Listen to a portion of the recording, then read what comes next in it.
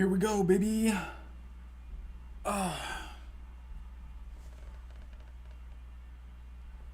So basically, the story behind wanting to do this stream and why we're going to be talking about what we're going to be talking about is I woke up and I went to work one day this week. And on my way to work, I got a notification that I was mentioned in a video. And I was like, okay, here we go. This could be anything. All right, this could be a hater video. This could be someone just mentioning me in the comment section of a video. I didn't know what was going on because I've never had this happen before. But I was featured in a video by Tylo G. And this content creator, he does this series where he mentions 5 growers that he feels are underappreciated or should be seen by more people, essentially sharing their channel. And I made one of the videos, one of the cuts, and for that I am extremely appreciative. And I went into the comment section of his video. I said, hey, really love the video, really love your format, love what you're doing. Is it cool if I use your videos for like content creator appreciation streams, because I like to show channels that I personally feel are underappreciated or I feel should be seen by more people and stuff like that, or just people I like. We like to find content creators and stuff and enjoy different stuff that people are doing. So I commented underneath his video. I can pull that up here in a second. Gotta get my earbuds in. There we go. So I just wanted to see if we could find some new content creators that you guys would enjoy. Maybe people that we could talk to or look at more content, see what their growing methods are and what they're contributing to the cannabis community overall. I think that would be a very positive thing to do. So that's exactly what we're going to do.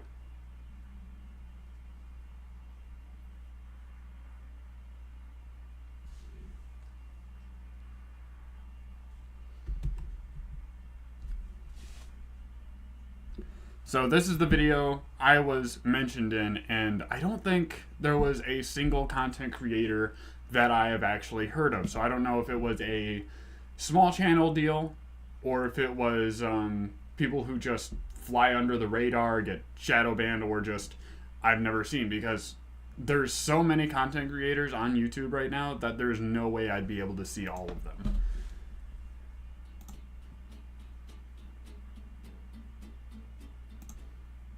And just to cover my bases, my comment's down here somewhere. I bet we can find it. So what's good, bro? Dap me up in the comments section emoji style. Would you be okay with me using your video on stream to discover more content for content creator appreciation streams? And he said, absolutely, share away, my friend. Dap me up a second time. Double down on the dapping of the up. Now let him know that I appreciate him, because I truly do. I think this content is extremely positive for the community. So Grower Showcase number 101. What's going on? Happy Friday, everybody. NorCali Green getting it in with the tent. Never heard of this content creator. Never heard of this content creator, but his garden looks fucking fire. It looks like these are in mid-flower, super dense canopy, very very strong looking genetics and a quality setup overall. So the Fold 800U from Metagrow. It's a full spectrum LED. And in this tent we've got some seed stock. We have some Pakistani Citral Kush, and we've got some Mendocino Purple crossed with Hash Plant. The Pakistani Citral Kush. What's up, AB? Good to see ya. I've been seeing your stuff on Instagram, man. You're absolutely killing it in the grow department. You are like the bee grows and stuff on Instagram, right? I'm not fucking crazy for thinking that. What's up, Tinfoil Hat? What's good? We're just checking out some content creators that are flying under the radar, because honestly, we don't get enough appreciation on this site for what we do. There's a lot of quality cannabis content creators out there who just get shadow banned or fly under the radar, who really know what they're doing, have their stuff absolutely dialed down, and are just getting their shit done. And I feel like a lot more people need to see these channels, because like you have the big content creators with over 100,000 subscribers, over 1 million subscribers, but they are very, very few. I bet I could name all of them off the top of my head. And that doesn't even make a dent in the game. And of course, there are hundreds of thousands of people who start creating content every single day, basically, it seems like. So there's no way that any of us are going to be able to keep up with all of them.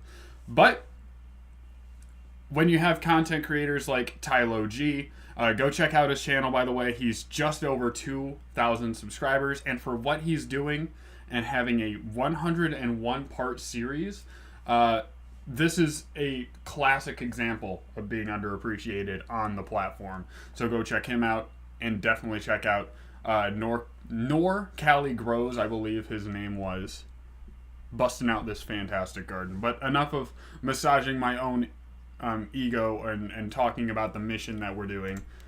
Let's just get into it. Here up front, kinda, and then these three in the back, and this one up front are the Mendocino Purple Cross and Patch plant.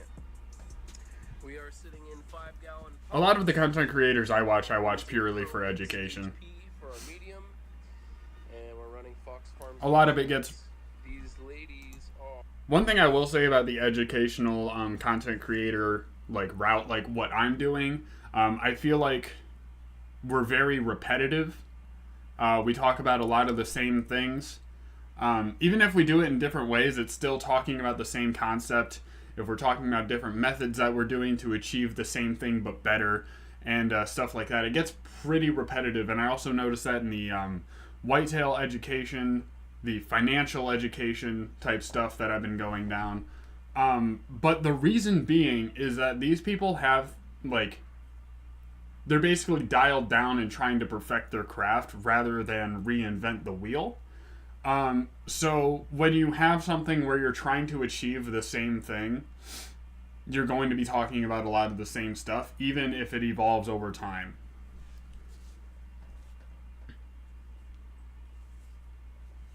I appreciate you, AB. We definitely got to get them like numbers up. Interacting with these videos and interacting with the content creators, sharing, liking, subscribing, commenting, leaving multiple comments, all ways that you can support your creators, way to get those analytics up. Watching entire videos is another. YouTube is huge with watch time, and if more people watch more time worth of content, it really helps boost what we're doing. It kind of forces the algorithm almost to show us more. So any of those things that you can do for any content creator out there is very positive, especially for a community that continuously gets screwed.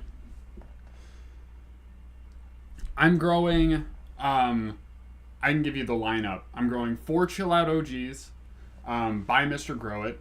I'm growing 4 Peanut Butter Breaths by Thug Pug Genetics. I'm growing a Strawberry Banana, which I got with the Peanut Butter Breath from Thug Pug Genetics, but I don't know if Thug Pug Genetics also breeds that. So I don't say the breeder on that one because I'm not sure. But I'm also growing Blueberry, a single blueberry, by Canucks Seeds, I believe. So that's my entire lineup. Part of it's going to be outdoor, part of it's going to be indoor for doing breeding.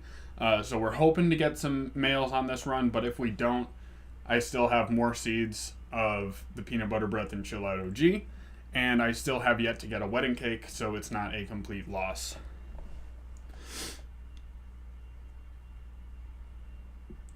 Yep, it's all free.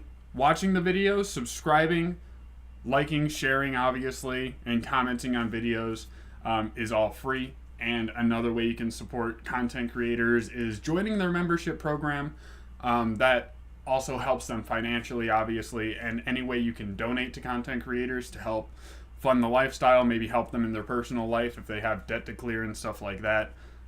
Definitely helpful, eases stress, which makes it easier to make better and more content. But only do that if you can afford it. And if you guys are running into financial trouble and stuff like that, a couple content creators you can show or look up. Caleb Hammer, he does a show called Financial Audit. It's like a podcast type thing. You guys should definitely check it out if you're trying to figure out your financial life. And also David Ramsey. Yeah, Dave Ramsey is right here, next recommended video. Check those out for financial. I've been getting deep into figuring out my financial health and what I'm going to do going into the future, so I figured I'd talk about it. Remember how I told you about the grow newts? I've got another controversial topic. LED light intensity, I think 99% of growers have their intensity high. I keep it at 50%. I'm going to go look at what I have my intensity at right now on my seedlings, because I increased it because they were starting to stretch and they weren't really growing leaves, but now they're at the point where they're growing more biomass rather than more legs, if that makes sense. So I'll go check what my SF2000 intensity is.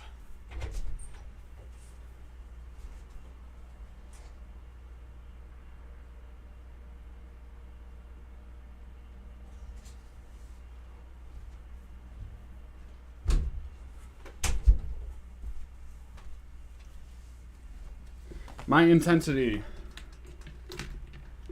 is SF2000s at approximately, if I were to guesstimate, 18 to 24 inches above my plants at 70%.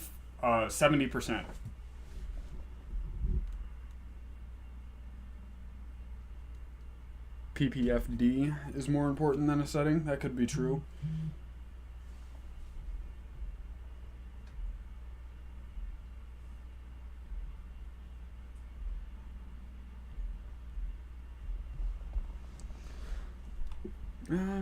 I think the whole chasing light intensity is hurting grows.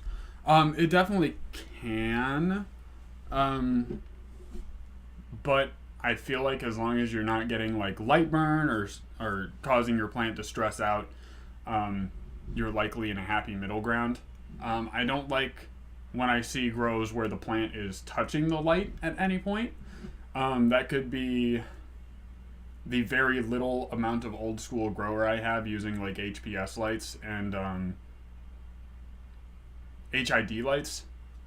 But touching the lights still makes me uncomfortable. I don't like seeing the plant stretch up and touch the light at any point.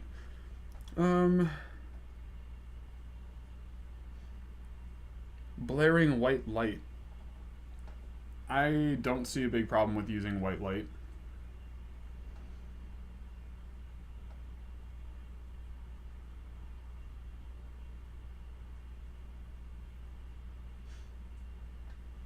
LEDs throw out a lot less heat than other lights. It's not that they don't throw out heat, it's just that they throw out less.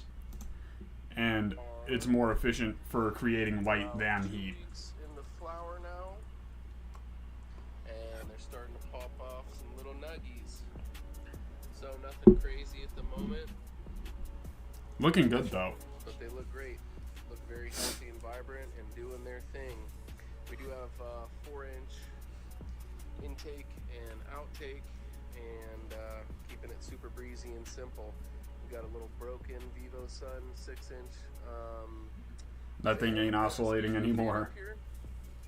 It is not oscillating because this piece of shit broke. I also have a broken fan. Real frail. It's hanging by a cord. I should probably take it out. It's giving some movement to the canopy and doing its intended purpose for the most part. So again, just wanted to check in, show you guys what is going on in the Medic Road 10. Welcome, King Goy back. King Goy doing a crazy outdoors. The season is up. We are on to our hoeing cycle, and as you can see, I'm pretty wouldn't say excited. Got a lot of stakes and nets and stuff Also tied very up. happy with the veg growth that I did manage to get before the flowering. As I showed you in the beginning, Looking like a very bountiful garden. space in between, and the whole point was to sort of, as the plant gets bigger and taller, we sort of open up those spaces and fill it up, so you get like a full utilization of the canopy. You can sort of see there's just a sea of green on top. It's going to increase the yields because we're also taking advantage of that stretch that the plant's going to go through now during flower. So yeah, there's not much space in between. There's a few little gaps, but the whole point is to keep on training while they flower, so we can expose all of these bud sites. Like that's all going to be, wherever you're seeing the top of these plants, well, that's going to be bud sites. So although I don't have a big tree necessarily, I've got smaller trees. So it's a numbers game at this point. Yes, I might. There's nothing wrong with smaller plants. One big tree to be humongous, and I might. Say that because not many people know how to fertilize properly. Throwing them under 100% light is going to cause issues with feed.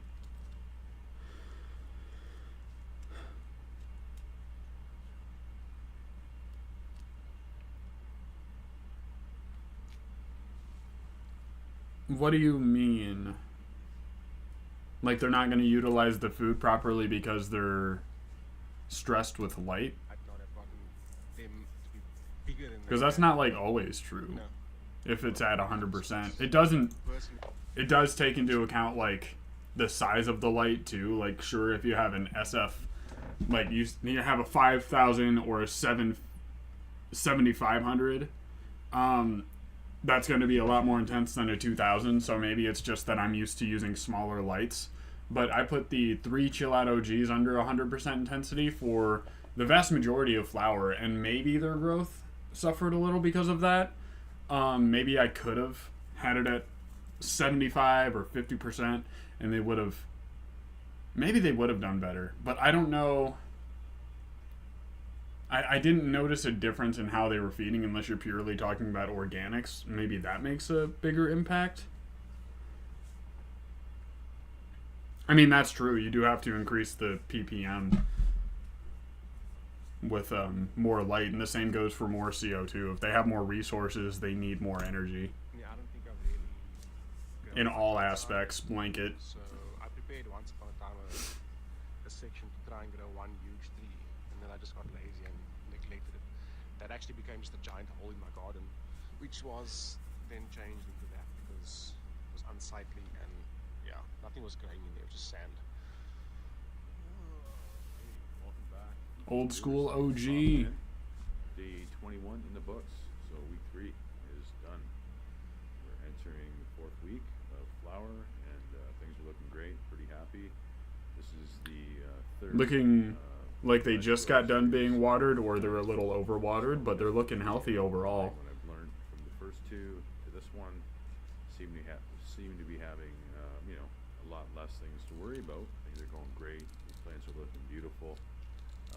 Really like the punchline and the way it grows. Now I have like Nothing wrong with having different opinions as long as you're they're all a little bit different. This one, I think, especially with growing where there's like a million ways you can do it and all these different methods and so many different factors and things you can do, I think it is good to have differing opinions from people as long as your logic is sound and you're getting a good result and you're not hurting anybody. Those are like... I also grow in cocoa and let it completely dry out. Completely different than others. Dryback stress is a very common method to stress out the plants and get them to grow stronger or be more resilient, or just stress them for the benefits of stress. very very short. It's not personally a method that I use though. Another pot where the rest of them are just on the ground. That one there behind it is the other punchline, which is, to me, it looks similar to this one, but the first one here, but a lot taller. It's probably the 3rd tallest. And then there's this bad boy back here, which I love. I love the way it grows. Big, strong plant, huge, like pencil. Giant fan leaves. Colas full of stems. These other two are pretty thick as well. They have great stalks.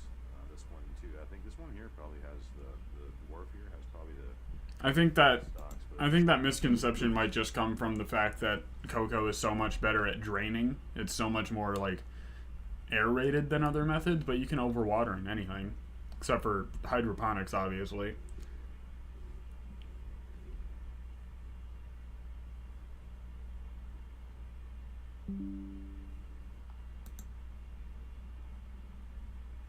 Dog sitter owns a greenhouse fag that grows with cocoa, and they all do drybacks. That's pretty cool, man. The way the punchlines are growing, nice hardy plant, and these buds for week 3 they're looking pretty good. I'm starting to see some trichome development, some frost, which is good. They're smelling really nice too, which is always a good thing.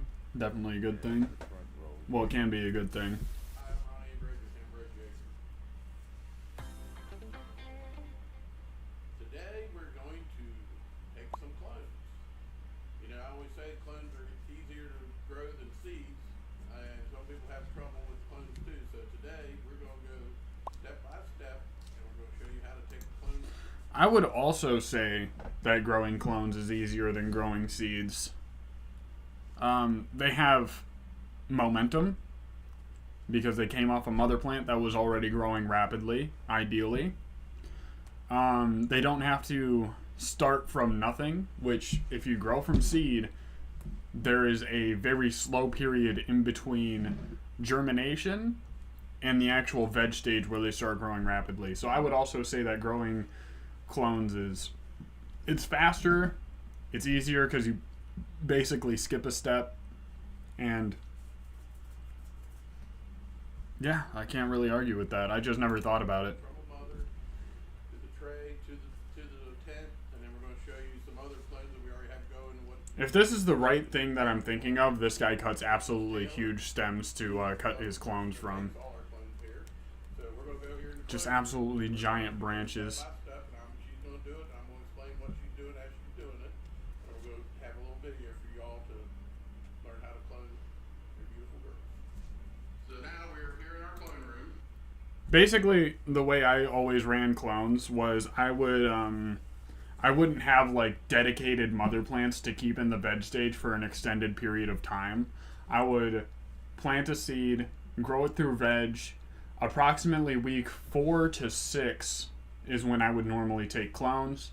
I would cut off a small section, put it in the cloning hormone and into a root ball or a root riot like thing. And I would run the mother plants through flower while the clones were starting their veg stage. And I did that continuously. I would take clone from clone from clone from clone, and I would do that for a maximum of like 4 runs in a row. So seed, clone, clone, clone, and then I would retire the genetic and just grow something else, because we have plant limits here. I was abiding by them, and I still am. And you know, you have to pick and choose what genetics you're keeping around and what ones you want to get rid of. And you're like, I've had my fill of this for now. I'll let it retire and maybe get it sometime in the future. And then things happen, and you almost never buy the same genetics unless they're like really, really good ones. What's up, certified old guy? Happy to see you in the chat. What's good, my brother? What's everyone smoking on today? Because I smoked on before coming on stream, and I smoked a little bit too much, so I decided to take pre-workout to get me high energy again. I smoked Chill Out OG by Mr. Grow It, and I have been for a little while, and that shit, I cannot wait to do a strain review. It's going to be absolutely hype. I might do it tomorrow and post it sometime this week, actually.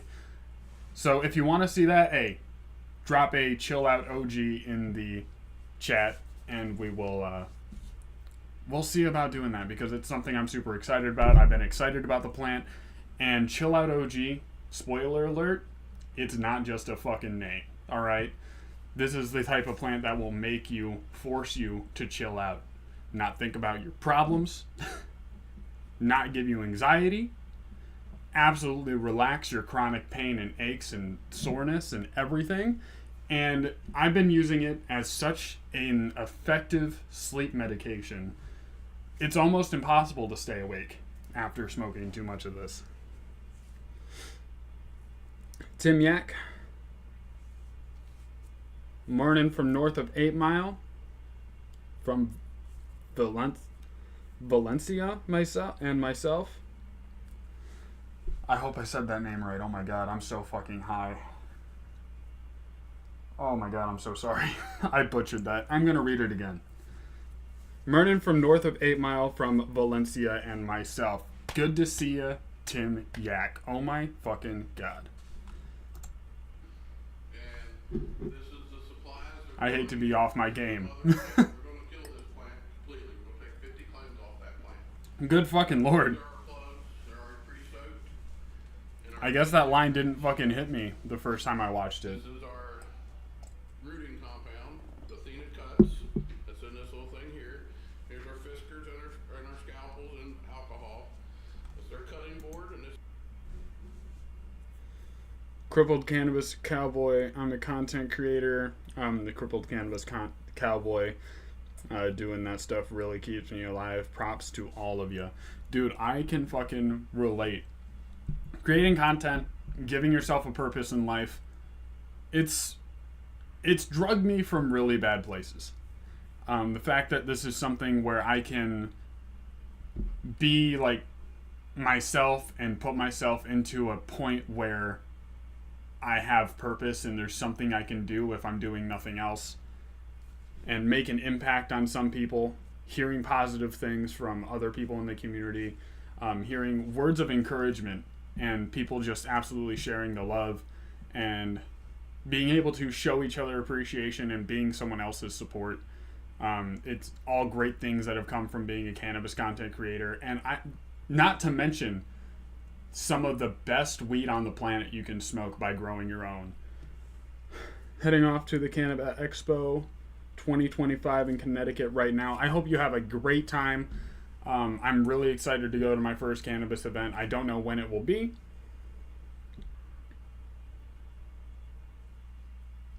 Where do you get that chill out, OG? Need some chilling? You can follow Mr. Grow It on X, and he will drop links to his drops, and you can buy seeds that way. So follow Mr. Grow It on X,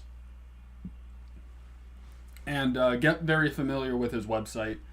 And just when he drops, be there, because they sell out like hotcakes from the sounds of it. This is our 4-flex tray that we put our plugs in. First off, Taylor's gonna cut some clones off of this plant right over here. What she's gonna do is she'll go in here and since we're killing this plant, she's gonna cut down halfway down right here. Okay, that's the reason he took some huge branches, because they just plan on killing the plant. That makes a lot more sense. Soak it in water till we're ready to clone it. Okay, we're gonna go ahead and just go and get 2 or 3 branches here right now. So when I first saw this and I saw him like chop that huge, absolutely monster chunk of that plant off, I thought he was taking that to be a huge clone. And I was like, no, that makes sense, because like there's so much mass, it's gonna live for a longer time than maybe a smaller plant, but he's just taking clones from that giant branch. Which in my opinion is like, you can eliminate that step just by sitting on a couch or on a chair with the plant and just taking a clone at a time. And I feel like that would go faster than chopping giant branches off and taking clones off that. But if this is what works for the guy, this is what works for the guy. I'm not here to judge. I'm just here to say what I would do. And then we all know this guy. All right. He's the laughing stock of YouTube. Put the chill out OGs in the jars. Nah, I really appreciate it. All the way from seed, all the way to harvest. And it has been quite the ride. But what has the experience really been? Absolutely loved growing the Chill Out OG to see it go from seed to harvest. It was a very magical experience. But Tile OG does his own growing. And he uploaded a video with one of the most metal-ass thumbnails I've ever seen. really caught my eye. This is a really good thumbnail, really good design. Let's grow auto flowering cannabis in a closet, harvest at and week 11. So let's check out what he's been doing. Okay. Absolutely monster video at 12 minutes. Caution, objects may appear more edible than they actually are.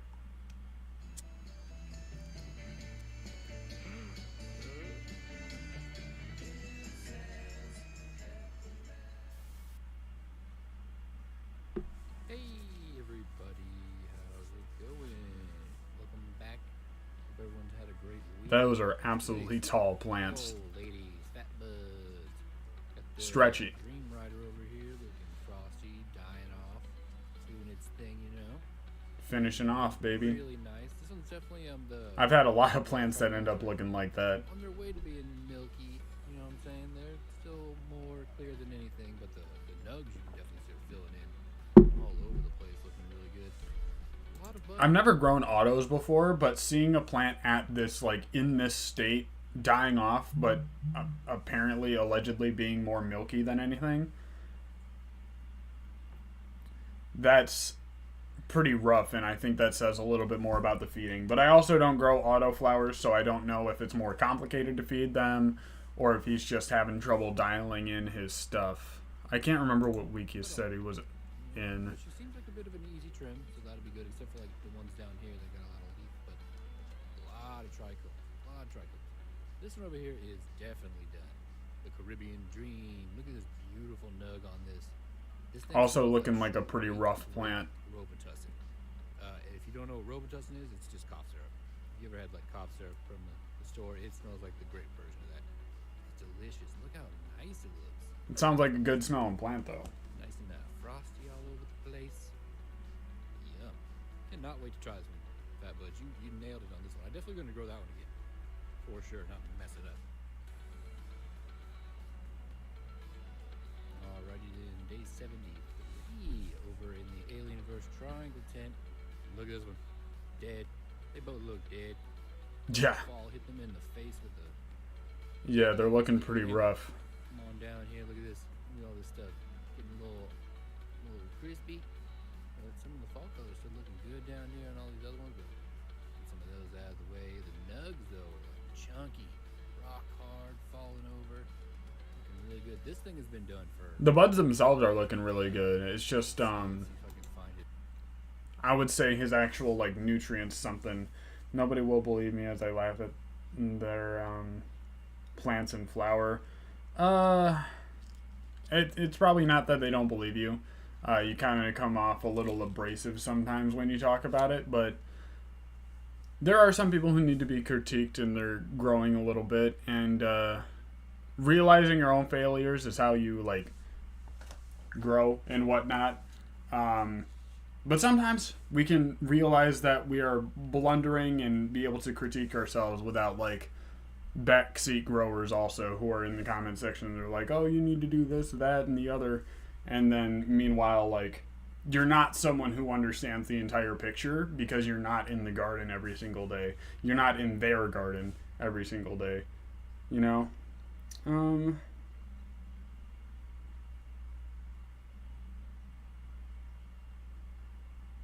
I have a similar issue I get as brazen as you prefer. I mean, it's a pretty common thing.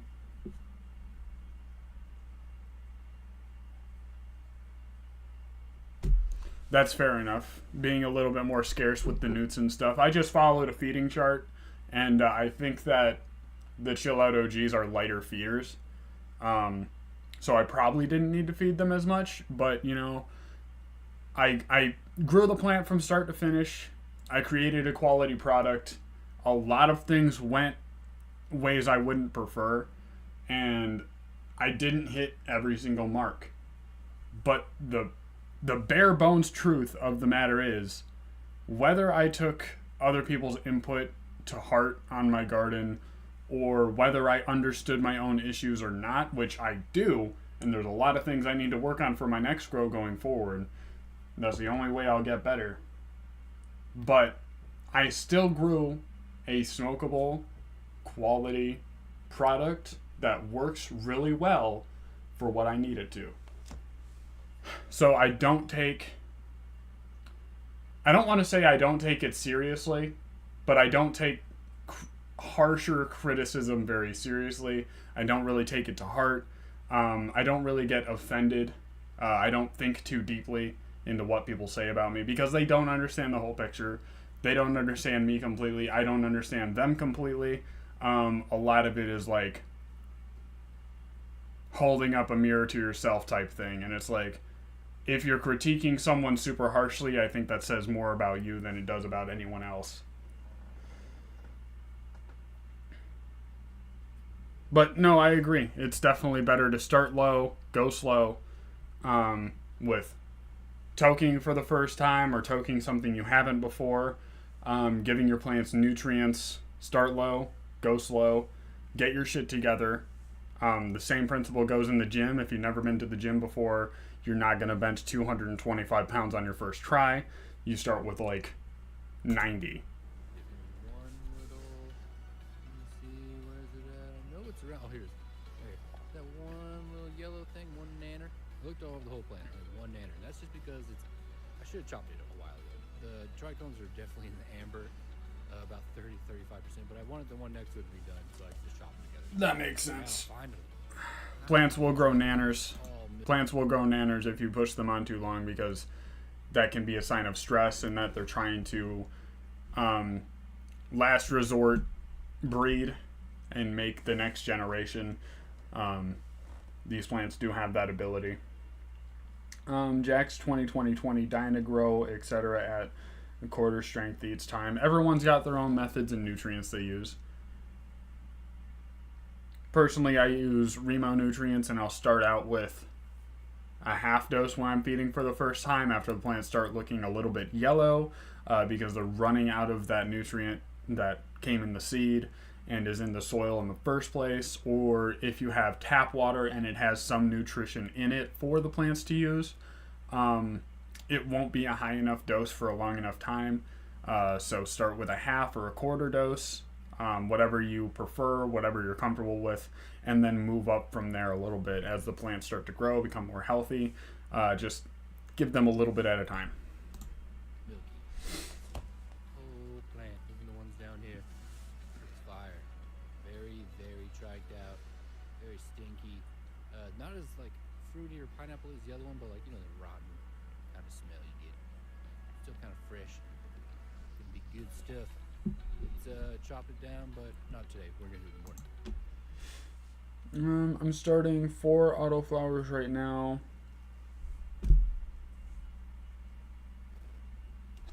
And you're going to experiment. What are you going to experiment with? Also, if anyone wants to join the community Discord, talk about plants, share pictures, get advice, anything like that, I'm about to drop a link to that.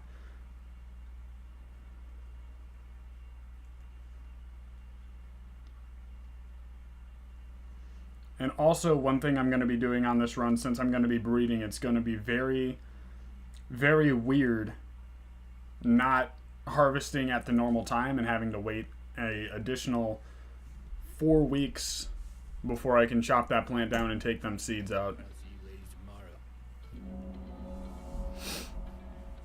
Alrighty then. We've come to the day that everybody loves. Harvest day. Look at those nugs. Beautiful nugs. Falling over. I'm personally... Striked out all over a little bit. I've talked about this before. I'm personally not a fan of the concept of autos. Like, I'm sure they're good for some people.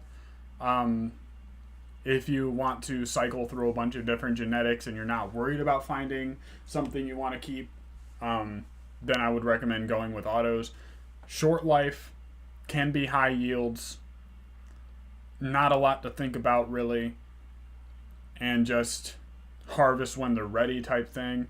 Just ready, set, go. Basically, it's like automatic vehicles versus manual vehicles. And when it comes to plants, I'm on the manual side. And when it comes to cars, I'm on the automatic side.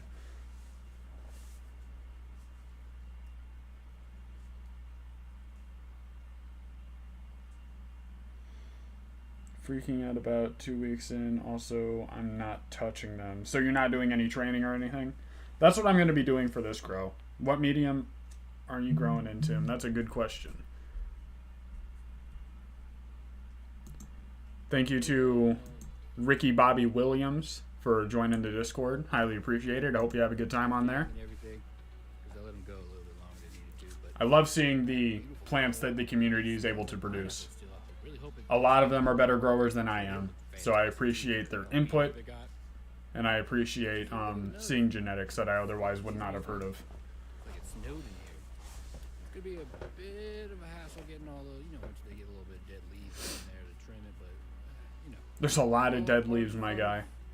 harvesting. A lot of dead leaves. Right now, all the real It looks like you're overfeeding a lot. I mean, it's it's real work, but God, man, drawing and curing, it took forever to figure that out. But look, we got a little help.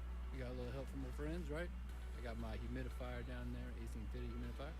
You clean all. But the buds look high quality. That's the thing too about it. Put the fan in there, get everything connected, and we're gonna have a dry reel. Be right back. And just like that, now they're just a bunch of sticks.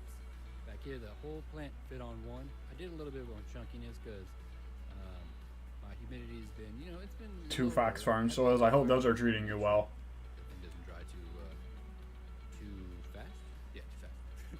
But all these other ones looking good. Look at the frog. I love when you get to see. I always used Happy the Frog. plant. I haven't used Ocean Forest yet, personally. It smells insane in here. I got good It also results. smells like a bit of a leaf, from chopping all the leaves and everything. But yeah, we got the humidifier rocking. Goes all the way over there. Comes down. Whoop, right there. Got that hooked up. They're definitely fancy buds. I really love looking at his bud quality, and that's the thing too. I feel like you can have an unhealthy looking plant with good quality buds, and I feel like people get really caught up in the fact that the bud or the leaves look kind of like shit. The plant isn't healthy, but it's also on the edge of dying. So if the plant looks good up until like the last 3 weeks, personally, I don't think you have anything to worry about. I've grown plants that are healthy and going into the final stages of life in an ideal way. And I've had grows like this past grow where my plants looked real rough from like week 4 of flower on.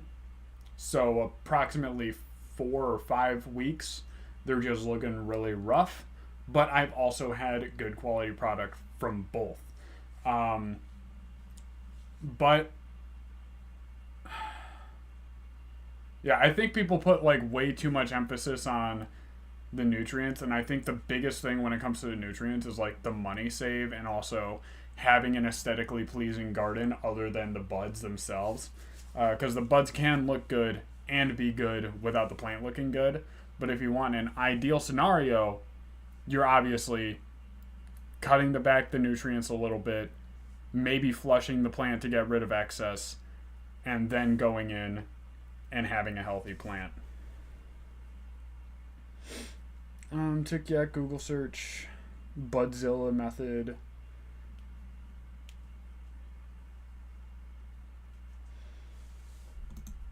The one that came with the. But crippled cannabis cowboy.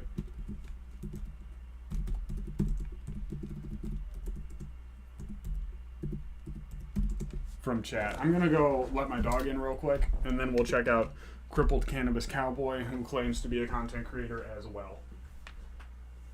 See what he's got growing on.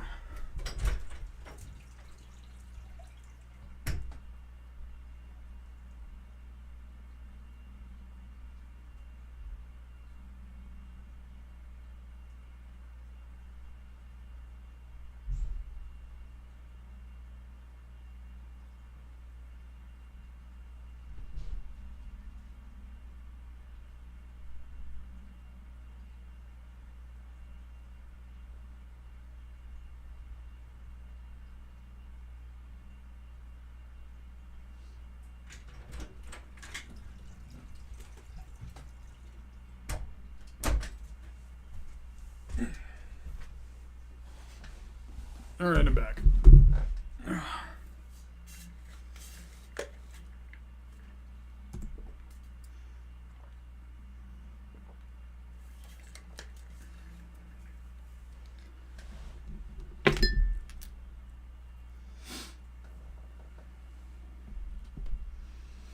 So he's got 310 subscribers.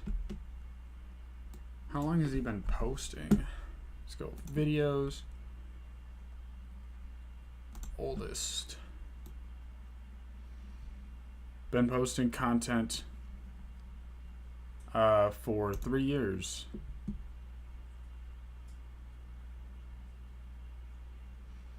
Do I quit or embrace this suck?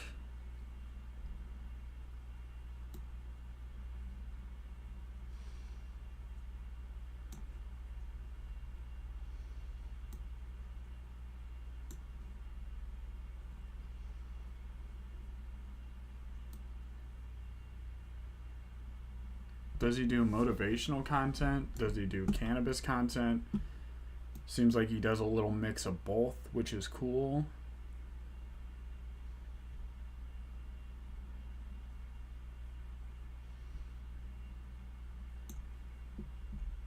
Should we watch? I just found out the guy who did the whole body and tattoos is dead. Crazy story. His son killed him. I was in their house for years, weekly getting tatted. Oh, the guy who did your whole... That sucks, I'm sorry.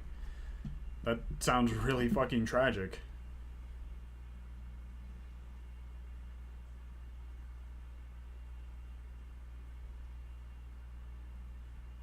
That fucking sucks. Whenever I think of, like, major tragedies that happen locally, there was a girl I went to high school with, and a guy I went to high school with, and he was, like, really obsessed with her. And she was dating somebody at the time, or they were, like, engaged or something like that. They found, like, the apartment they lived in, and they snuck in and went into their closet and kind of just stayed there for a while until they got home. And then he got out of the closet, attacked her and her fiance or boyfriend or husband, whatever it was. I can't remember. This was like 5 or 6 years ago. And tied them both up and made the boyfriend watch her get, like, cut up by this guy and disfigured her face, and there was, like, a local GoFundMe. And the crazy part about it is they were my sister's neighbor at the time. So this happened basically right next door to my sister's place, and it was one of those, like, small world scenarios where you just went to school with a sociopath and had no idea. Granted, I didn't know him very well, and I didn't know the girl very well, but it was a big thing that happened in my town.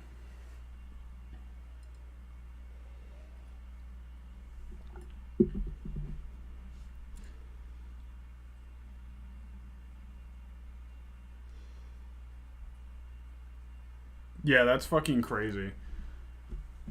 I've been watching a show called Your Worst Nightmare, and that shit is fucking crazy.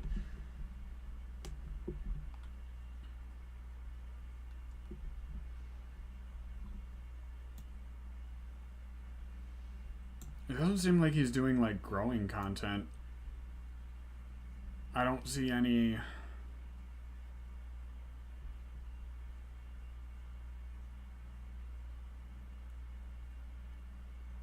Like, he talks about his multiple sclerosis a lot, which really sucks that he's dealing with that.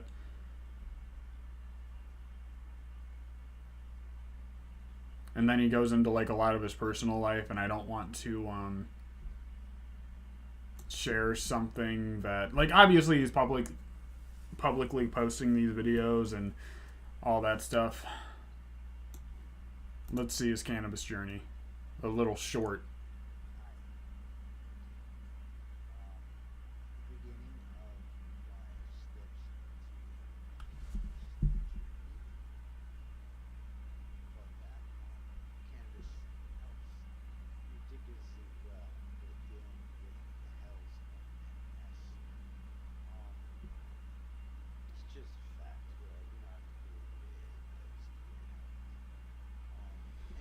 I'm glad it helps. I got a little card or whatever. I want to see a doctor, and I go to a dispensary and I buy everything I need. I'm glad that cannabis is able to help with MS. And I'm also sorry that she has to deal with that. I'm just getting stoned and eating and sleeping well. Yeah, pretty much the same here. I have to deal with a lot of chronic pain that cannabis obviously helps with. Chill Out OG has been extremely therapeutic. I've been working through a lot of my issues, and I've been able to focus on them. And I've been able to unpack a lot in the last few weeks that I haven't been able to deal with or even like think about from like my childhood and stuff, because it wasn't the best. But I have been able to work through a lot of stuff, unpack them, go over them like as an adult, and I feel like also being a parent helps in that regard because I'm able to see a lot more into that perspective now and what they were dealing with at the time and what kind of people mostly my mother was and my dad to some extent. But yeah, I've just been able to work through a lot of issues without getting into specifics. But it's been extremely therapeutic.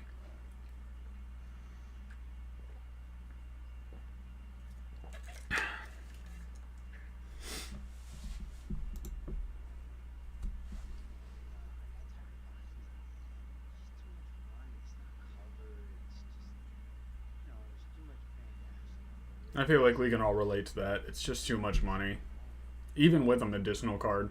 Obviously, probably everybody has friends that does it, know about it, whatever. So I used to do it.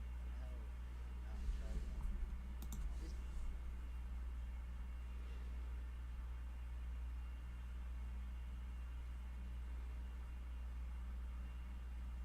That's fair. There are like, it's possible to get addicted, for sure. There are people who I've seen who depend on it for every waking moment of their life because they just can't deal with a lot of stuff. Like, a friend of mine went through something traumatic, and I thought back then I was growing my own stuff. I had some stuff with me. I rolled 2 joints. I went and smoked with him and his mom. For the first time, I said, hey, stuff is safe, and I think it can help you. And then he just ended up going down a slippery slope, and he seems to be getting better now. Last time I talked to him, he seems like he has a better head on his shoulders, and he is starting to think about really getting his priorities straight. And granted, I only talked to him for a couple of hours, but basically back in the day he was addicted, and he went from smoking a small joint with me, well, a grower's small joint, so like a decent sized joint, with me, getting sick, having a rough time, to smoking like ginormous dabs, like out smoking me. Like, I could not smoke as much as these guys, and just absolutely going off the rails with it. Like, I thought it was going to be a therapeutic thing for him, help him a little bit, and he just ended up going down the slippery slope of depending on it from sun up to sundown. And then he went through this thing where he wasn't like getting a job, showing any initiative, anything like that, and just having an absolutely lost time, which is part of the reason I regret showing it to him low-key. But maybe it did help him in the background, I don't know. But I have seen that, yeah. And meanwhile, I've gone through periods where I'm disciplined enough to say, well, it's not in the budget and I'm in the middle of the grow. I'm not going to be able to get any for a while, and that's okay. Because I'm starting to get my shit together for real, for real. the light on the left is the spider farm, and the light on the right was the Mars Hydro. The tent is a Vivo Sun. There's a couple fans in there. I got there's a thermostat in there. I can't even really tell you whatever. It's just step by step thing. kind of like letting y'all know that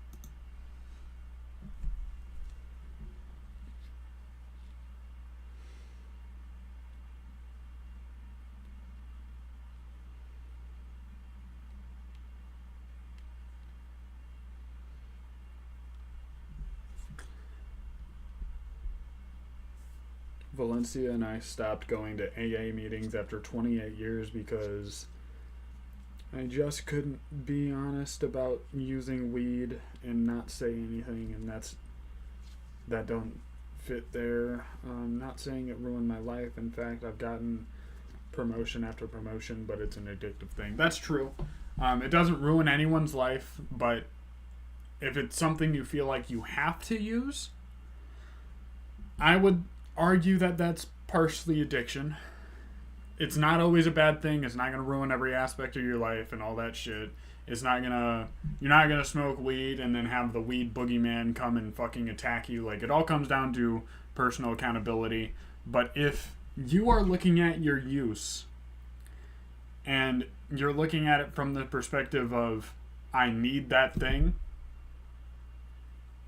that's like addiction 101. So you need to know where you fall in that. If it's not causing anything negative in your life, it's not that big of a deal. But at the same time, you do need to keep it in check. You need to have a little bit of discipline. Make sure that you're not depending on one thing, because too much of a good thing is a bad thing and all that good stuff. Severe amputation pain if I don't use.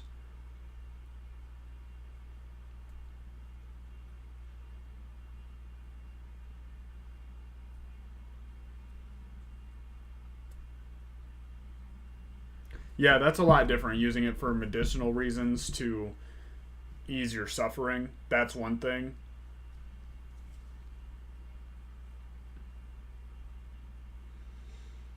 I ran low on weed one time since I started smoking, and I was in severe pain in a corner.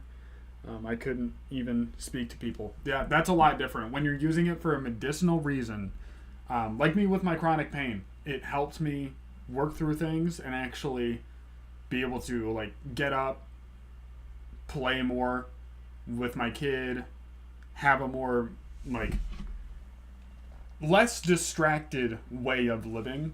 That's a lot different than if I woke up and I was like, well, I'm gonna smoke weed because I smoke weed. That's what I do. I smoke weed every day. 420, fucking wreck that shit. Long Beach Boys, what's good, type shit.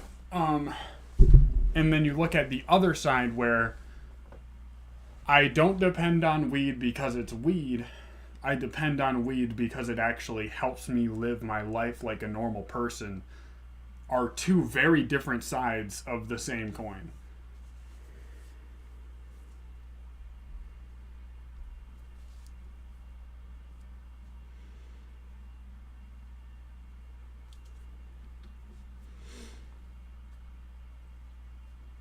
I also don't smoke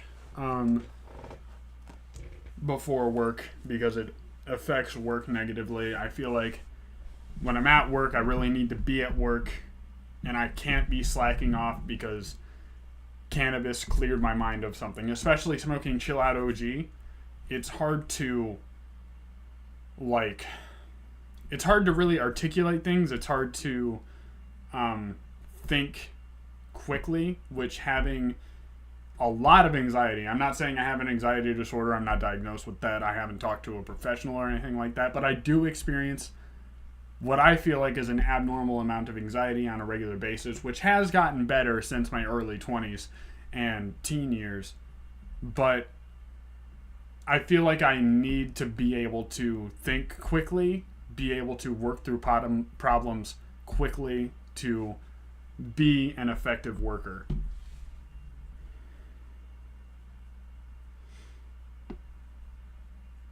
Yeah, working remotely would make sense to be a little bit more in it because you're at home, your environment is a trigger for you because you always smoke at home.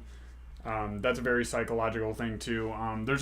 There's a lot of studies on environment impacting what you do more than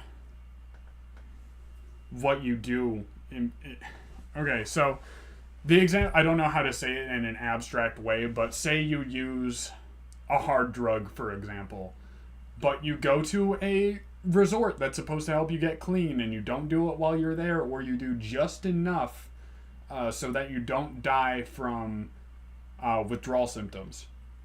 And then you go back to where you were, you are 500 times more likely to relapse than if you moved somewhere else.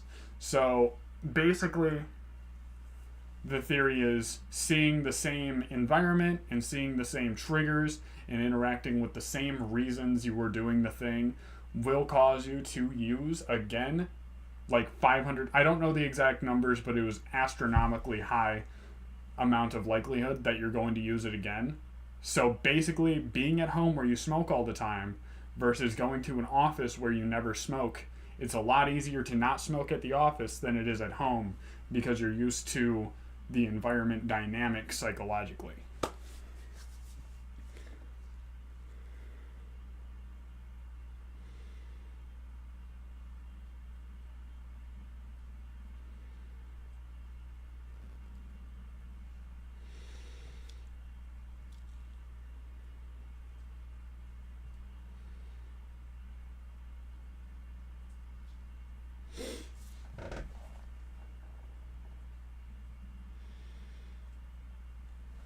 Gotta have some other type of outlet besides the gym. I feel like that's a psychological thing too. I mean, obviously, most things tie back to psychology. But, I don't know if you do. Maybe you just need to work harder at the gym. And personally, I would get high before going to the gym because it made me, it made it easier to work in an actual system and stick to my schedule because I could think in order rather than think everything all at once. I'm not saying you shouldn't smoke at home. I'm not saying you shouldn't smoke at home.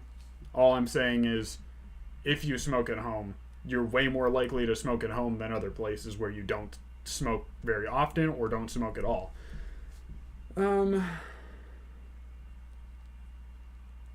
Well, tonight you're going to be plowing snow.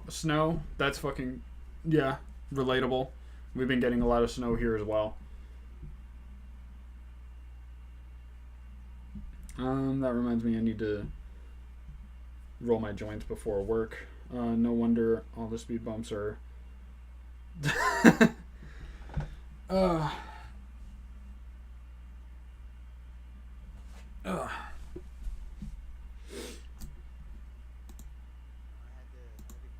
But yeah, it looks like this guy also started because of medicinal reasons, got fed up with the prices and having to buy all the time, so he started growing his own. Very, very good way to start. Nothing wrong with that at all.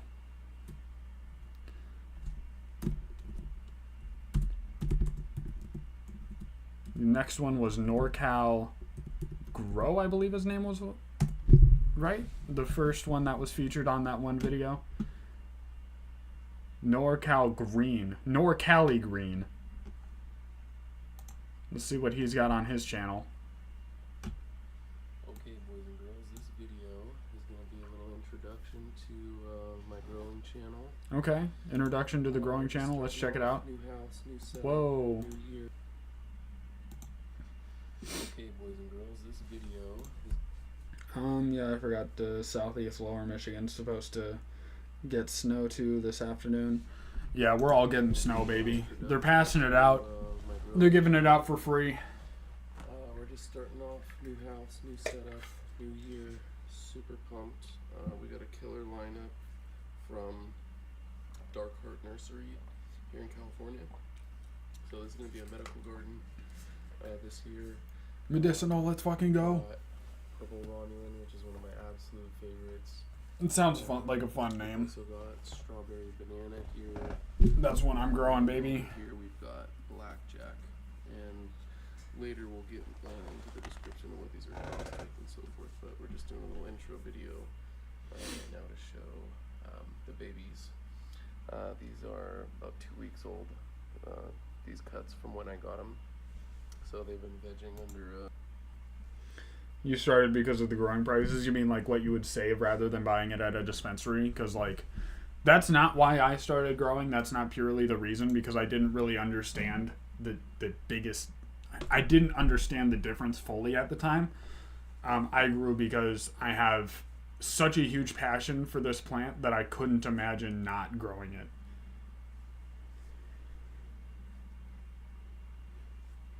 We were smoking that pure Michigan this morning. Let's fucking go. That one's been on my list for a while too. T5s. What's it like? Can you give me any details on like effect and smell and growth and stuff? About a week ago. And then last night I just gave them their first flush of just regular water. So they look phenomenal. You flush them in the veg stage? Obviously no bugs, which is always a must. And, Or do you mean you just plain watered an them? Awesome year. I am super pumped. We're gonna do 20 outdoor. I've got 2 licenses. So 10 for me and 10 for my wife. for our big ass garden. fucking number. So we are gonna do that later on this year, the outdoor, and then before that we're gonna do a little indoor run to kind of see what these all look like, and kind of help us decide what we want to do for the rest.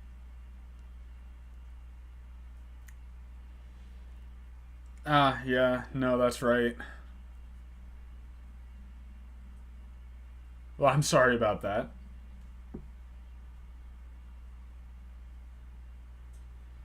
Do I use Happy Frog? No. I have used Happy Frog in the past. Dense Brain High, that's the same thing I get from Chill Out OG. And I gotta say, I really like it. I like the Chill Out OG effect. I've never smoked anything like it, I don't think. The only thing I could probably compare it to is White Widow, but very loosely. Growth structure is similar to the White Widows that I've grown, but pretty much everything else is different except like the effects are sort of similar. I stare more than usual. I think less. Same with the Chill Out OG. Maybe I do need to try out some Pure Michigan. It sounds like something I would definitely enjoy. North Cali Green. I'll get the name right on the first try one of these fucking days. 7.4 thousand subscribers with 403 videos. Congratulations, man. One day ago, indoor cannabis grow. Ladies are bloomin' Spider Farmer SE 7000, SE 5000 Cadillac Rainbow Grow. Let's check this out. Mine may be a cross because it had lots of seeds from it. Or, yeah, on it from my buddy's plant, and he's really good at growing excellent strains. They call him Dr. Strain. Green Magic Gardening guy grows good buds. I'll check him out too. I might have heard of him actually, but sometimes the guy down the street's male plant flies by. So like the pollen. All right, what's going on, everybody? That's why I don't think I could do an outdoor breeding run, because I would feel like it would be irresponsible, because I could pollinate someone else's garden who's growing for medical reasons and just ruin their grow. Wednesday. It's a beautiful day up here in Northern California. So all of my breeding runs are going to be done indoors and controlled as possible. Quick update. I haven't made These are a huge video on the plants. Spider Farmer tent for I think a couple weeks now. We will pop it in the mother room real quick. I was just watering, going to water the Spider Farmer tent, and then some of the larger plants in the 4x4 tray over there. Anyways, we'll give a quick little rundown for those of you that haven't seen the channel before. And by the way, if you haven't seen the channel before, go back and check it out. Hit the subscribe if you want to follow along, turn on that notification bell, and we'll get right into it. So in this tent here, This is the Spider Farmer tent. We've got an SE 7000 and an SE 5000 full spectrum commercial grade LEDs. Absolutely giant lights. While we're on the subject of lights, over here as well, we've got an SF 4000 and an SF 2000 full Spider Those are Farmer really full high spectrum up. LEDs. We'll come back to the mother room in just They're a working minute. though. In this tent, we have 10 Cadillac Rainbows. For those of you that watched the Pheno Hunt a couple rounds ago, was it last round in this tent? We had 2 trays of Tropicana cherries. We had a few Kush Crashers. We had a tray of NorCal Cat Piss, which was really the main focus of this tent, doing a Pheno Hunt for that. So many names Over I've just here never we had heard of. A couple of GDPs, a White Cherry Runts, and I think there was one more GDP. So 3 GDPs, 1 White Cherry Runts. Granddaddy Purple I have heard before. Anyways, we had 1 Cadillac Rainbow. I just had an extra clone, and it was a dinker. I think I threw it in here when it was maybe 8 inches. I'm not sure if it's cross. It could be me, his Blue Dream strain. He is on F6 at least.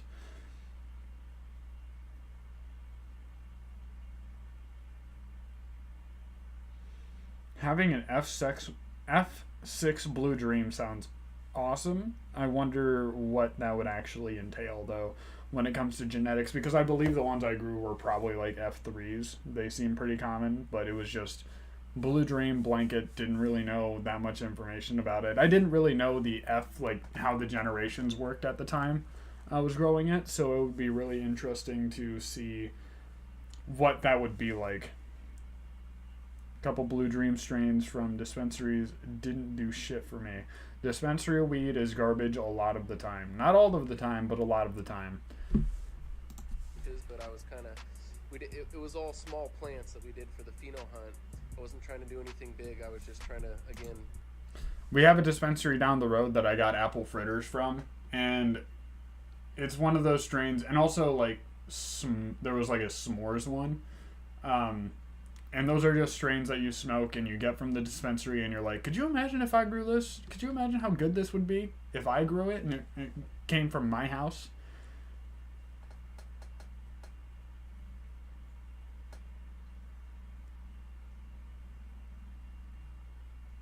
I've never heard that. I've never heard that rumor, but I wouldn't doubt it. It is about profit margins, baby. Pheno Hunt, looking for selective things within the different phenotypes. I'll shake But like my I had one trim and Cadillac make a lot of Rainbow keef from in here, it. and it was a small little guy, or lady, I should say, right? Turned out like 14 inches, 15 inches when it was done, but it was crazy, crazy fire, like incredible. And I knew it was a bomb strain. Yeah, I personally never heard of that crazy practice profile until you said on it, but it makes sense. But it grew. My point is that it grew a lot different than these ladies. These ladies have a ton of foliage on them, and believe it or not, I pillaged. Hash Church, Sundays midday.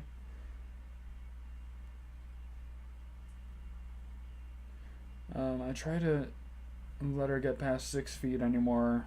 I don't want to have to stand on something to inspect all the top colas. That makes sense. My problem is I would like to grow plants that are at least 6 feet tall.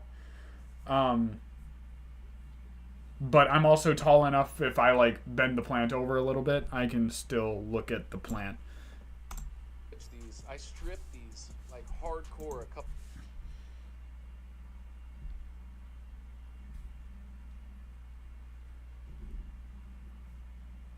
Bubble Man does Hash Church. Weeks ago, right before I flipped it into flower. And Are these like even national still since then, brands, every or are time they I come like into local? water, I'm doing a lot of selective pruning. I'm opening up the canopy. Anything that has fan leaves, water leaves covering another top, I've been pinching off, going crazy. But again, I didn't even hear like fan leaves being referred to as water leaves until I was like 3 years into growing, I believe, and I was like, what are water leaves? What is this like new concept I'm hearing of? And it's just fan leaves, just big fan leaves.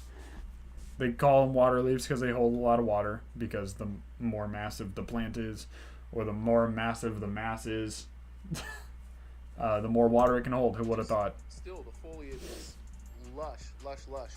She's these ladies have gone through their little stretch, and they're starting to kick off their little puffballs now. I've never watched Billboard. Nothing crazy, but just coming into the second week of flower, so 14 days in, roughly 13, 14 days. Are the bubble bags good? And they look I've never amazing. made They like are all in 5-gallon wet pots. hash or frozen hash or I'm anything running like that before. Promix HP. I've mostly just made Keith products. And yeah, the ladies are looking lovely. I did not throw any scrog netting in. Hopefully it's not going to backfire on me, but these ladies are stout. I mean, they got some nice stalks on them. I do have them all cleaned up on the bottom. They're looking good. I don't like any little tiny nuggies, little puffballs, little popcorn shit. So I got them all cleaned up real good 2 weeks ago before I flew them in the flower. I've been doing a ton of selective pruning. They seem like they could do a lot more pruning. When I have my plants look like this, like there's still a lot of larf on the bottom of this canopy in here. But if he has genetics that, like you said, these are clones. If he has genetics he knows make dense buds all the way down, then he probably would have done enough. Like, I thought that's what was going to happen with the Chill Out OG. But I really should have pruned them all the way to the tip of the plant and just had all of those bud sites create monsters. I've got a set. I haven't used them in a while, but they made me bubble hash. They were okay. They were really good. Well, that's good to hear.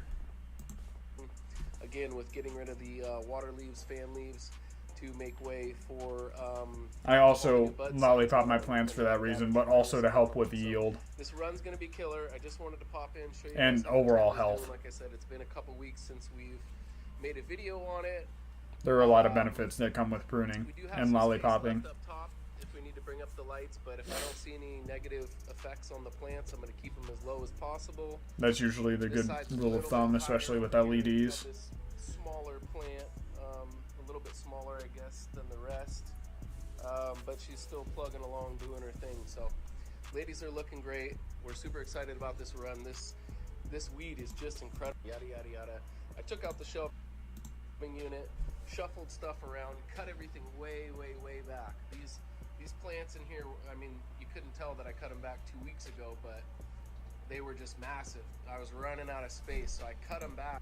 What do you mean by de-large? Or de-larg? Them at an early stage or age? Hardcore. I mean, I cut them back big time. All the undergrowth's all cleaned up.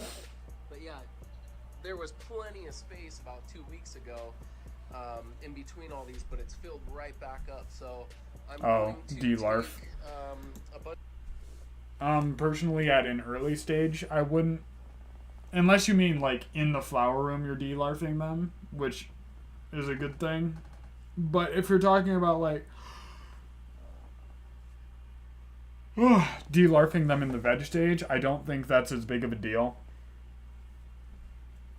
Because in the veg stage, your plant is creating veg growth, and I've had plants like shoot up stalks from the bottom of the plant that just absolutely shoot up and become really healthy, like actual certified tops. So I don't worry about defoliation as much, except for when it comes to the health of the plant in the veg stage, and anything other than that, I'll kind of like leave on. And then there's also like a healthy balance between removing enough to where the tops will be able to grow and thrive to it's very plant to plant how you tackle the whole like pruning the bottom of the plant or pruning what could be potential larf until you're getting to the point where you're about to throw the plant into the veg stage. Then it's like, or flower stage, pardon me, then it's like go time. It's like take every single thing off that you think isn't going to be potential good, and just absolutely take that plant down, because you also never know, hey, you know, I'm going to decide last minute that I'm going to clone this plant, and you can do that during the final lollipopping, but you can't do it during the final lollipopping if you take too much off in the first place. Unless you just like top your plant a bunch and push off flower, which you can do, But if you're trying to stick with a set schedule for how your plants are going to be growing, that makes it very difficult to work around. Ripping off the big leaves I don't see as so much of an issue. The big leaves can cause a lot of problem when it comes to getting bud sites attention. But at the same time, if you do that too much, you can create too many bud sites. You can create a super dense canopy, which I ran into with the Chill Out OG. And then that creates a perfect environment for things like bugs and mold and fungus and AIDS, plant AIDS, to absolutely ruin your plant. It's like I know I'm taking them off too early, but it seems like the right thing to do. If it seems like the right thing to do, do it. Taking veg growth off in the veg stage, unless you're taking every single thing off, is not going to kill the plant. It's going to be stressed, it might be stunted, it might tell you, hey, Dad, don't fucking do that again. But it's not going to kill the plant. Anything that doesn't kill the plant, it will theoretically, most likely, be able to bounce back from. Now, whether that's more of a pain in the ass than you want to deal with, that's one thing. But when it comes strictly to de-vegging your plant in the veg stage, de-larfing your plant, defoliating, pruning, whatever the fuck you want to call it, it's not going to cause a super big issue. Like, fuck that shit up. Those giant supersized ones, the hand bigger, seem like they suck a lot of energy from the plant.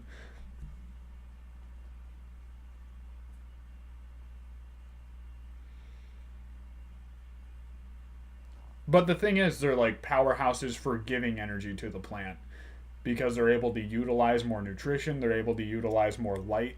Maybe the reason it seems like they're sucking more energy from the plant is because that plant's trying to create more energy because it's getting more light, it's utilizing more light and more CO2. It has more surface area to do photosynthesis. But you as a grower, this is just a theory. I don't know what the fuck you do in your garden. Don't have the whole picture or anything like that. But the way you're describing this, it seems like it's very possible that you're underfeeding your plant for what they want to do.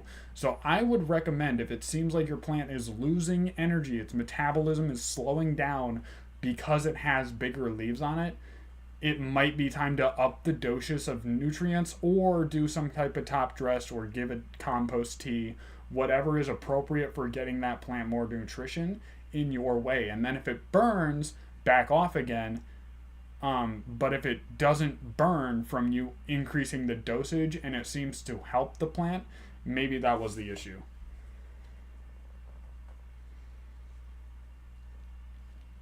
I'm glad it helped. I hope it can help your plants thrive. Because they're really trying to, man. The entire reason your plants are growing is to live and create the next generation. And if they're having trouble with that, 9 times out of 10, it's something you are doing to the plant and not something that the plant is struggling with from its own genetics or something like that. Because there's so many strong genetics that it's almost impossible to find one that isn't selectively bred, especially if you're going through a reputable breeder or a reputable seed bank. It's nearly impossible to find a plant that doesn't want to survive. Bunch of cuts off of this. I did have 36. I've never heard of a suicidal plant, is basically what I'm saying. Just repotted and got those over to my buddy this last weekend. But I'm going to take another round of cuts. We're going to do all tops off of this. This is the wedding cake, yeah? So I'm going to take a bunch of... Wedding cake, let's fucking go! Cuts off of these ladies. I do have a cloning tent coming because I'm just running out of room. You know, everywhere's filled up. And I usually do my cloning in my laundry room. And I probably still will, but I'm going to get a clone tent. I've got it ordered. It'll be here Friday.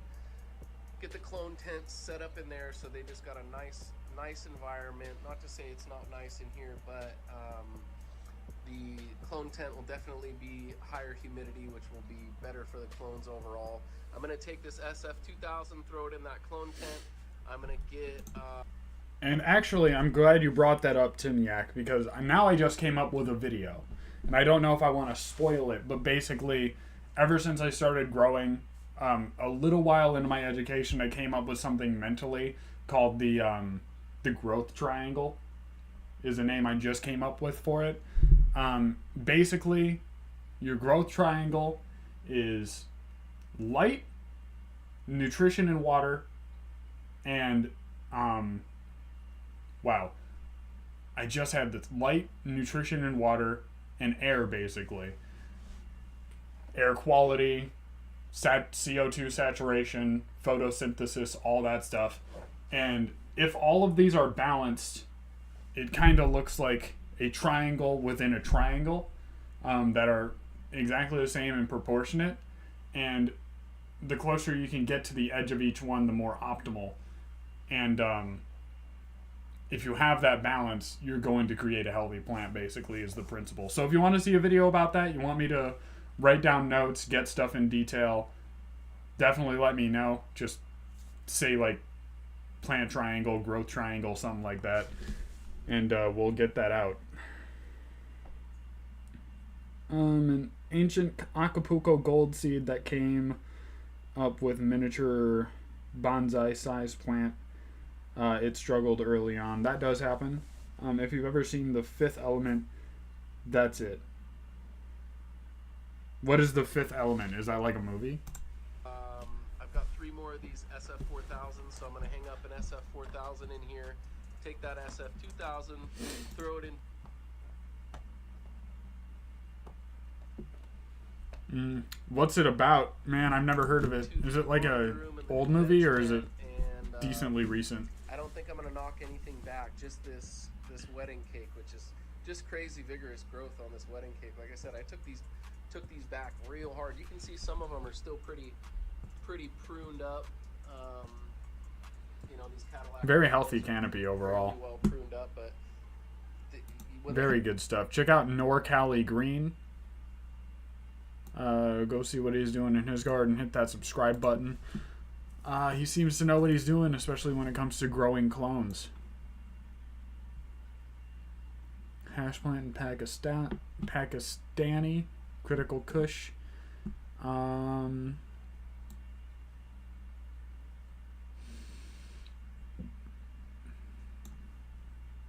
Harvest Time, Spider Farmer Indoor Run. Final Stretch. Transplanting Update. The Indoor, Day in the Life of a Home Grower, Harvest Time.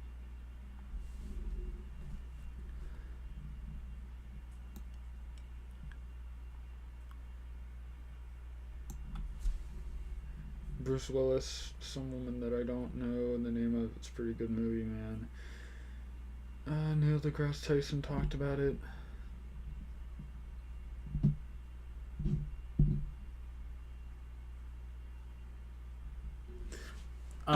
All my plants are in solo pots right now. They're seedling or solo cups right now.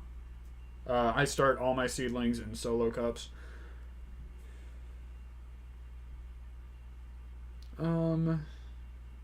It's a classic with Bruce Willis. Yeah, I'm 26, but also I never really watched a lot of movies as a kid. So, in the movie world, I have very limited knowledge. I don't really... Like, the biggest pop culture stuff I'm into is music and YouTubers. And YouTubers, I'm in a very niche corner of the internet. Like, you can see my subscriptions here. Like, Nick Nimmin, he's a YouTuber. Caleb Hammer, Papa Meat, August the Duck, Explore With Us, Pigeons 420, Penguin Z0, and stuff like that. From the Stash, Skeeter Gene. Like, I know very limited.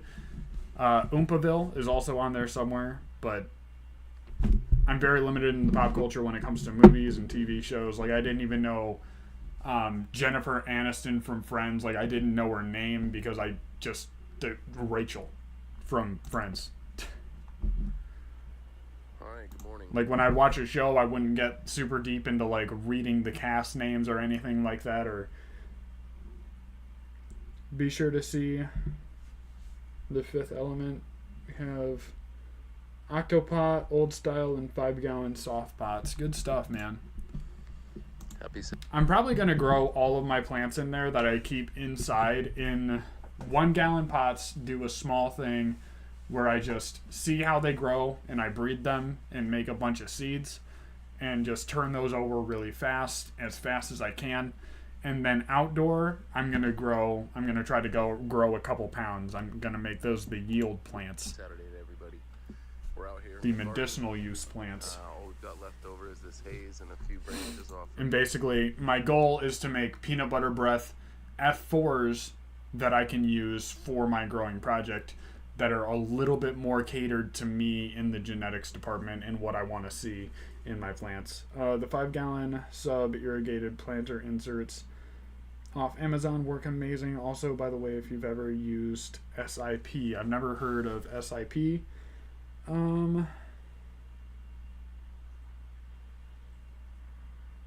Sub-irrigated planter insert. Is that a like hydroponics thing? Granddaddy, but these babies are lean and tough.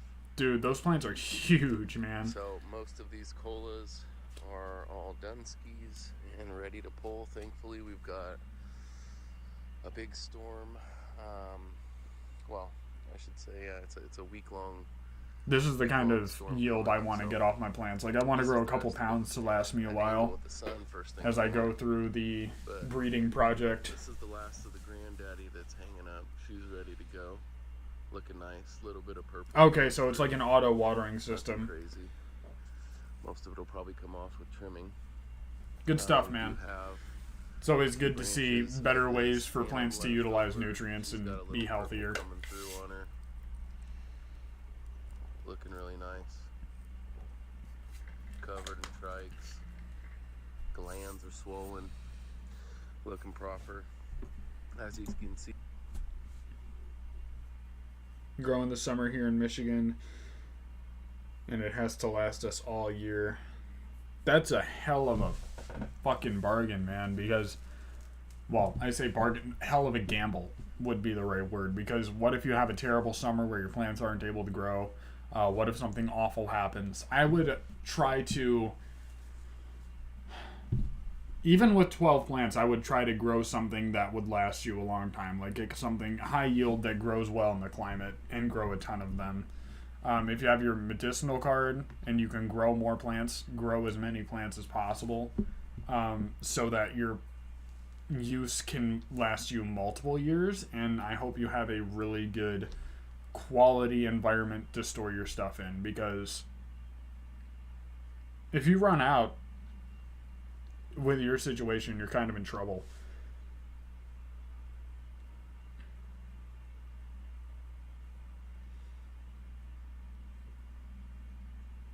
You can only flower 4 outside in VA. That's unfortunate.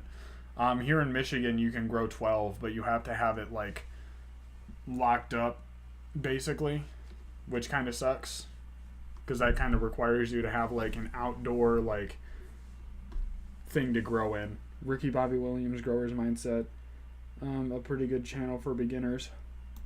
You can check them out too. Skeletons. There's a few little pieces here and there. We'll probably just let those go until they're super black, dark purple. Absolutely crazy outdoor. Still left over here.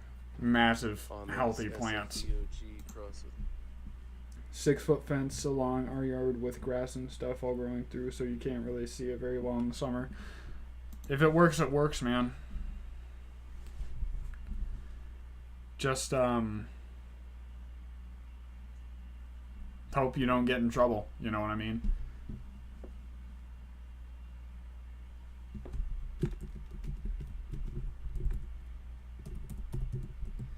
What, Growers Mindset, you said?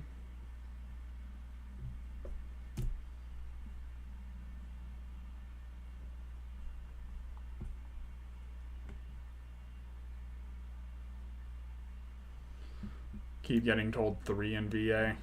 I would just grow up or look up the actual rules.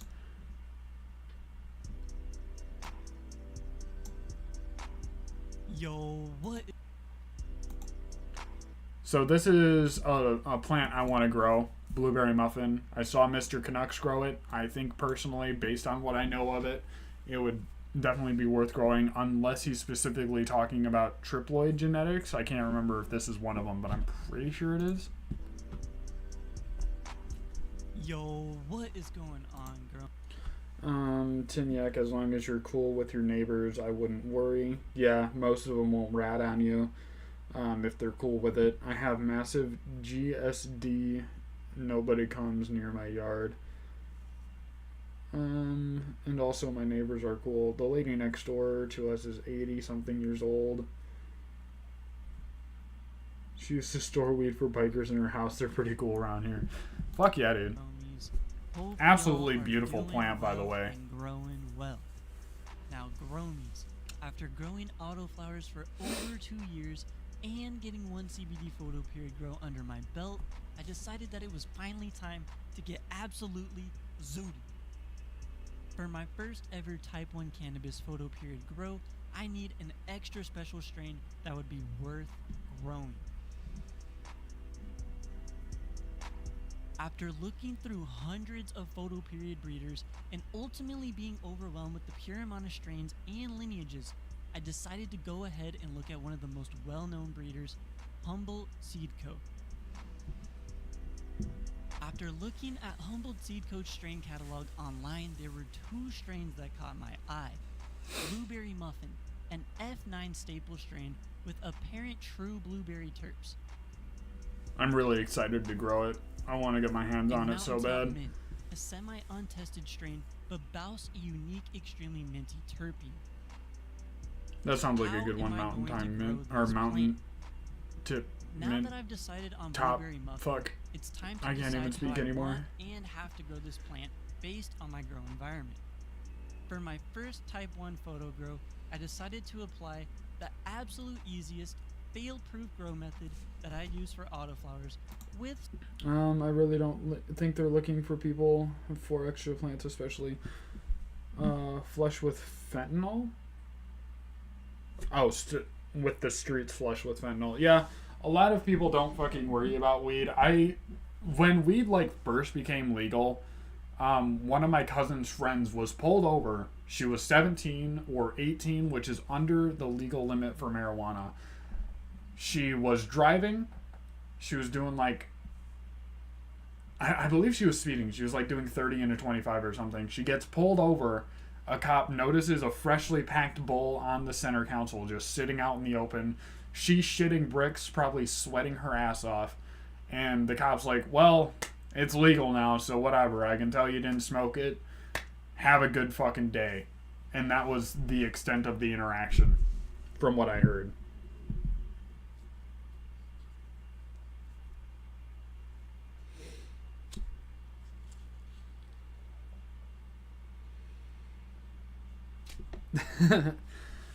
Well, I'm glad you're having positive interactions.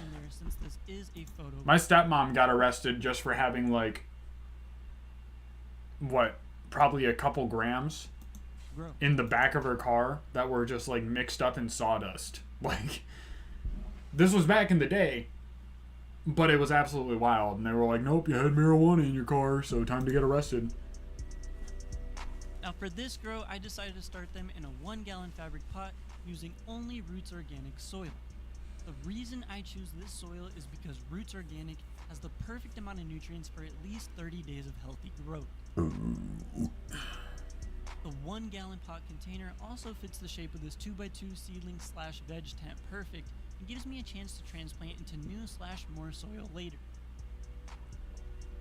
I think this is going to be the last video we watch. We've been streaming for a while. To start this blueberry muffin seedling, I decided to go with the tried and true classic fail-proof germination method of seed directly into saturated soil. Fail-proof!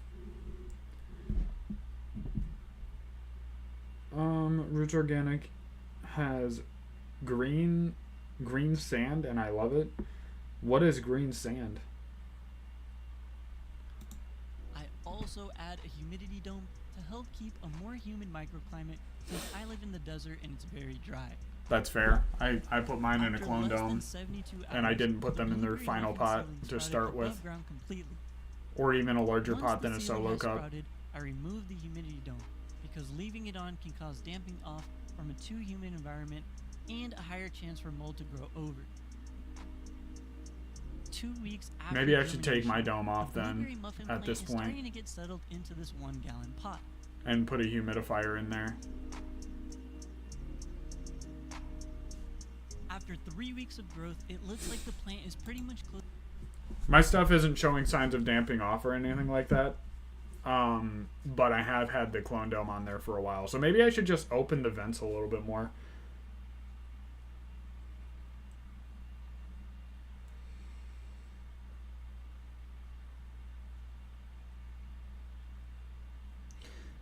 I bet that makes it hard to choose what to grow. What exactly makes it hard to... What did I miss?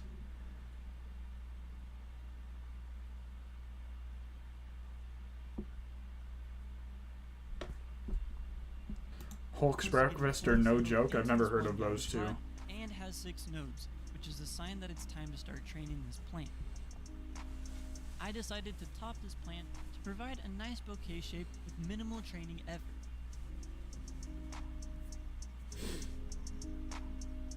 Veg and transplant. Now, after about Okay, a so he month is of vegging transplanting. in this 2x2 tent, I realized that 1, I don't have another tent or space to grow these plants. 2, I need another tent and a setup. So that's what I did. In preparation for my order to be delivered, I decided to transplant this blueberry muffin grill into its final home, which I decided on a 3-gallon pot for a medium to small harvest, since I wanted 6 to plant grow count 2 other definitely strains can in the small 4x2 make it difficult to space. choose what to grow. Even a 12 plant count makes it Now, hard. for the transplant, I only had a half bag of Roots Organic soil, so I decided to mix it with some HP ProMix Myco Cocoa. Transplanting from a fabric pot isn't that difficult unless I cut the pot open, but why waste a good made pot? I think you're overthinking it. It's really not that difficult. You just have to... It might be difficult with certain medical issues, granted, but basically all you do is just rip away the fabric pot from the plant. It's a little bit of a pain in the ass the first couple times, but once you get a system down and you really learn, like, what I always do is I roll from the bottom. So I grab like the bottom corners where the sides meet the bottom. I grab it like this and just roll it down. And then from there, like once you roll down enough, you can grab the bottom and kind of tug it off of the roots. And then it makes it a lot simpler to have that system. And then eventually, once you break free from the pot, if your plant is strong enough, you can grab it by the stalk, pull it out, and put it into the next pot.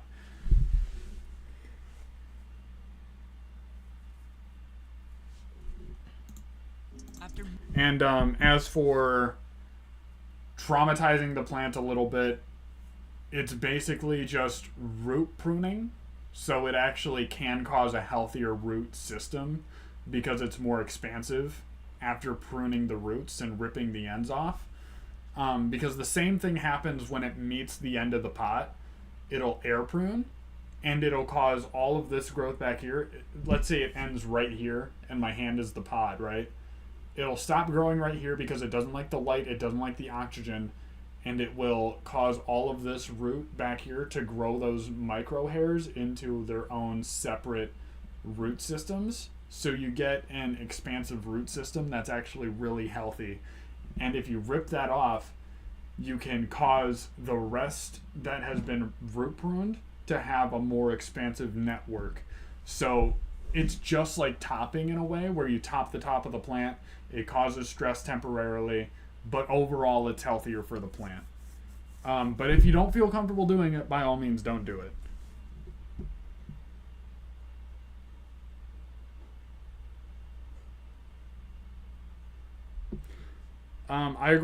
I think the tallest plant I grew in a 15 or a 10, I believe it was. I think it was a 10 gallon, was 6 foot like 5.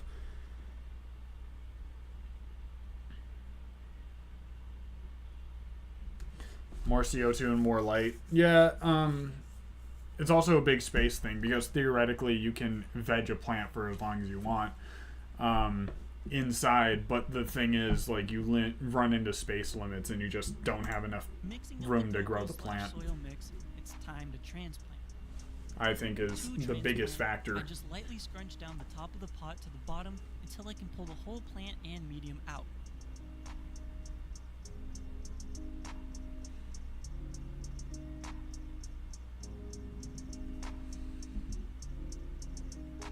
put them out on Mother's Day. Then I just set the plant into a bigger 3-gallon That might pot be and something I have to completely do. Fill up the rest of the pot. I'm not sure what month I put my plants out on, but I'm definitely not giving them Once enough time. transplanted, since this medium was super But this dry, time's I gonna be decided different to because water I'm it starting often super to let early. those roots start searching for more nutrients and growing. Harvest time is normally late October here, mid to After late only October. A couple days later, my whole tent setup arrived, and once set up, I was able to put these ladies into their new home. From this point on, since the plant will be But it also depends on genetics. I mean, some could go into November if you have like a heavy sativa. Mother's Day is a Michigan thing, so Mother's Day would be good a little bit earlier than that. I usually wait until we've had like a few weeks of good, consistent like weather. vegging and growing, But my I could focus try and Mother's Day mindset for is to sure. shape this plant properly for this 4x2 environment, especially with the See what it does for the variation plants. inside Put them in this maybe tent. like a 20-gallon pot or something. I ended up feeding this blueberry muffin plant just a half handful of Happy Frog all-purpose dry amendments about 2 weeks after the transplant, since it was mainly a cocoa medium. Finally getting to flower. Since I was growing Northern Lights Purest Indica next to this blueberry muffin, it ended up vegging pretty That makes slow sense. compared to the Humboldt hybrids. It'd be So pretty after hard to waiting and waiting for Northern Lights to catch up, I realized it just wasn't going to get much larger anytime soon, so I decided to top it and get the whole tent ready for flower. Putting the lights to 12-12 schedule, and after about a week, pre-flowers It's began, rare, but it can which is a happen. good sign to let the grower know that the plant is moving to or ready for the flowering stage. Now that we are in flower, it's pretty much cruise control, since the plant is shaped how we want. We really just have to water and watch the beauty form.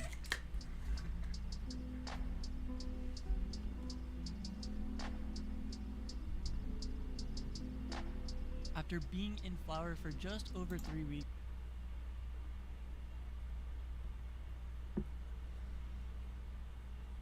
Honestly, the summers have been brutal lately, it was and the finally time winters to do have a been final mild, feeding. except for like a I couple decided to chosen go with days. Gaia Green Power Bloom instead of Happy Compared to, Frog like, Flower, because Gaia the Green has a more 2000s. balanced amount of nitrogen for small indoor plants during the flower Extremely unfortunate. cycle. After feeding, the next 30-ish days of flower, all I did was water when dry, all the way to the finish line. And finally, after pushing this blueberry muffin to just about as far as it can go, 107 total days later, I finally Not much, man. We're just doing a content appreciation stream, going over what the community has been up to lately, and some people who are a little bit underappreciated. For example, we're looking at Growers Mindset, which is a beginner channel, and they're doing a Is Blueberry Muffin Worth Growing? They got almost 6,000 subscribers, so congratulations to them for doing that. That's very impressive feat, especially in this community. And Blueberry they muffin grow is a quality great beginner stuff. Plant, and I highly recommend growing the plant itself, but it is all about the flowers. The smoke from the Smell, fires 2 years taste, ago. I've touch. never heard that either. The best way I can describe I've a never heard unique and anyone intricate concerned smells about of that. Blueberry muffin is to imagine a tantalizing aroma of sour blueberry chemical candy, paired with a subtle honey muffin background. It These sounds scents are really the good type and that really instantly like a make you wanna grab a nug complex and smell the bag again. kind of As you profile. start breaking open the nug and trichome heads, more Was that a pungent goblin sour grinder? berry aromas arise. Again. I think it was. Again. That's interesting. I haven't seen anyone As you use a start goblin breaking grinder. open the nug and trichome heads, more pungent sour berry aromas arise. Getting into Yeah, they absorbing do these absorb nugs, that a little they bit. look absolutely gorgeous and have a deep blue to If it's reddish available purple in the soil, they'll absorb it. blueberry muffin in your hand And is in the air. ridiculously greasy initially, and then feels But really smoke sticky from like 2 glue. years ago? Breaking these nugs down is a sticky, messy job. I don't for know sure, that I would be which is super a good-ass concerned sign about it. before you're about to enjoy some cannabis. After smoking cannabis for a few years, I decided I wanted to try dry herb vaping, which I truly do believe will have a big role in the future of cannabis. As I've I never done it. inhale, warm air passes through this temperature-controlled quartz gemstone chamber, to accurately vaporize all of the delicately crafted compounds by the factory of Mother Nature, Blueberry Muffin. Initially, intense flavors of sour blueberry and sharp candy overload your taste buds, and upon exhaling, the warm honey. In my opinion, it definitely sounds like it's worth growing, but we have been streaming for quite a while now. I feel like we've covered a good amount of channels.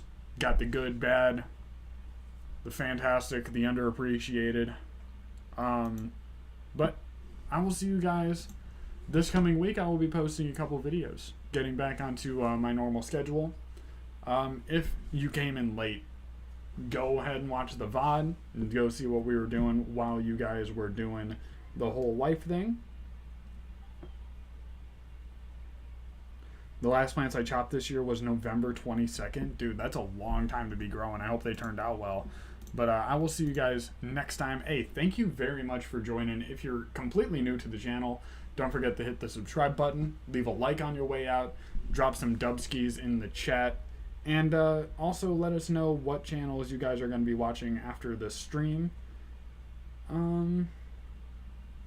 Yeah, no. November seems like a really long time to be growing, but it does happen. And I hope all those plants turned out super well. I will see you guys next time. Thank you very much.